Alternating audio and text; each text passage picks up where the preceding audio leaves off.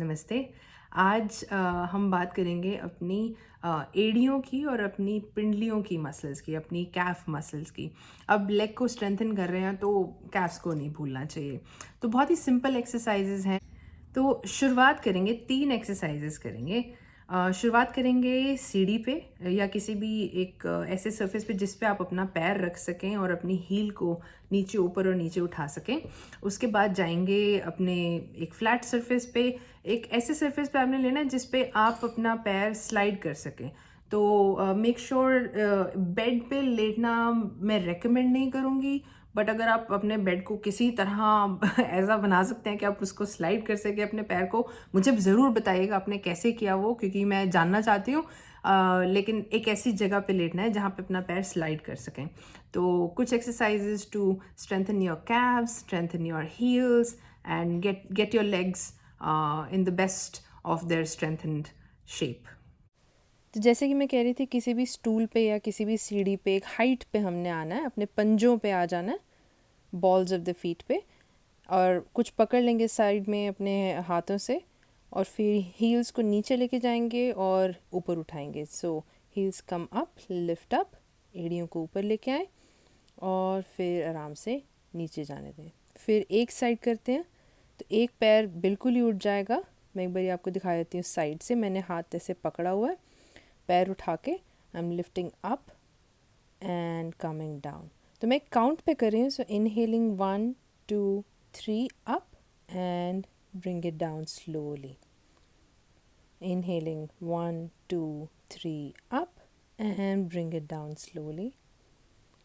तो ये आपकी कैव्स को और आपकी पिंडलियों को वार्म अप करता है हमारी नेक्स्ट एक्सरसाइजेस के लिए। ऐसे ही दूसरी साइड पे भी करेंगे, दूसरा पैर ऊपर उठा के। Inhaling 1 2 3 up and bringing them down. दूसरी एक्सरसाइज के लिए हम अपना किसी भी सरफेस पे लेटेंगे नीचे, और मैंने एक ऐसे किचन टावल लिया है। आप कोई भी अपना पुराना टावल यूज़ कर सकते हैं। तो ऐसे नीचे लेट के अपनी एड़ी के नीचे आपने अपना टावल लेके आना है। ये ध्यान रखें कि जो आपकी एड़ी है वो आपके हिप्स के सामने है, और फिर आपने अपनी एड़ी को स्लाइड करना है। आपके टोज़ जो हैं वो पॉइंटेड हैं, वो नीचे सामने की तरफ पॉइंट नहीं कर रहे हैं, ऊपर आकाश की तरफ पॉइंट कर रहे हैं, टू द स्काई। ऐसे नहीं करना है, पॉइंट आकाश की तरफ, टू द स्काई हम पॉइंट करेंगे अपने टोज़ को, and then push the heel out and bring it back. Exhale push and inhale bring it back. अब मैं अपने टावल को थोड़ा सा घुमा रही हूँ पैरों से ही। अगर आपका टावल बड़ा है तो आपको ये ज़रूरत नहीं है। अब हम करेंगे सर्कल्स इसके साथ। फिर से हिप्स में कोई मूवमेंट नहीं है, ये सब आपके पैरों से आ रहा है। और आपके जो पंजे हैं वो नीचे दबा के रखें, बिल्कुल हिलना नहीं चाहिए। जो हिप्स हैं, नीज़ बिल्कुल ऊपर की तरफ पॉइंट कर रहे हैं, और आपके पंजों से आपने ऐसे प्रेशर देना है ज़मीन की तरफ अपने कपड़े के ऊपर, और पैरों से आप सर्कल्स बनाएंगे। एंड पहले क्लॉकवाइज फिर एंटी क्लॉकवाइज, एक बारी बाहर जाएंगे, एक बारी अंदर आएंगे। नीज़ हिलेंगे नहीं, नीज़ को आपने गिरने नहीं देना साइड पे, सीधा सामने आकाश की तरफ नीज़ को रखना है या दीवार की तरफ। और जो हील है, जो दूसरा पैर है, वो अंदर की तरफ नहीं है, वो बाहर की तरफ नहीं है, वो बिल्कुल आपके हिप्स के सामने है। हिप स्टेबिलिटी आपको बहुत हेल्प करेगी लाइफ में।